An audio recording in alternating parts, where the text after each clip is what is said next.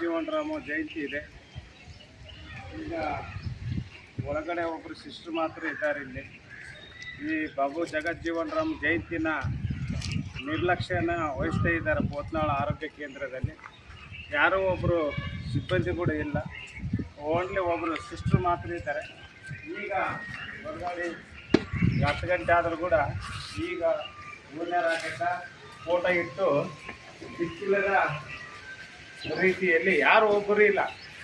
ಅವರು ಬಂದು ಏನೋ ಮಾಡ್ಬೇಕಂದ್ರೆ ಮಾಡಕಂತಾರೆ ಅಷ್ಟೇ. ಅದಕ್ಕೆ ಇಲ್ಲಿ ಈ ರೀತಿ ಪೋತ್ನಾಳ ಆಸ್ಪತ್ರೆಯಲ್ಲಿ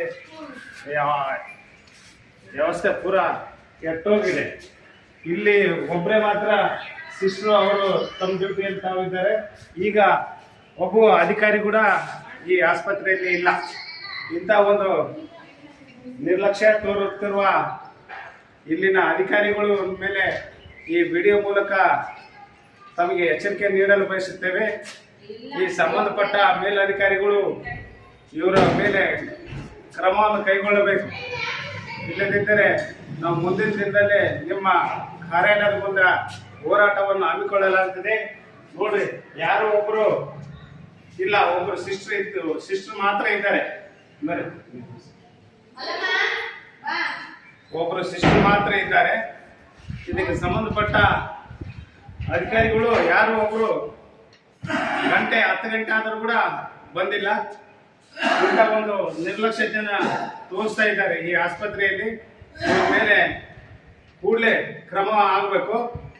ಇಲ್ಲದಿದ್ದರೆ ನೋಡಿ, ಇಲ್ಲಿ ಈಗ ಈ ಮಲ್ಲಮ್ಮ ಅಂತೇಳಿ ಒಬ್ರು ಡಿ ಗ್ರೂಪ್ ನೌಕರದಾರ ಇವರು. ಅದು ಬೇಸಿಕ್ ಕಾಂಟ್ಯಾಕ್ಟ್ ಬೇಸಿಕ್. ಇಂಥವ್ರು ಈಗಿನ ಊದಿನ ಕಡ್ಡಿ ಇಲ್ಲೇ ಇಟ್ಟಿದ್ದಾರೆ. ಈಗ ಬಂದಿದ್ದಾರೆ ಅವ್ರು. ಪಾಪ ಅವ್ರು ಬಂದು ಜಯಂತಿ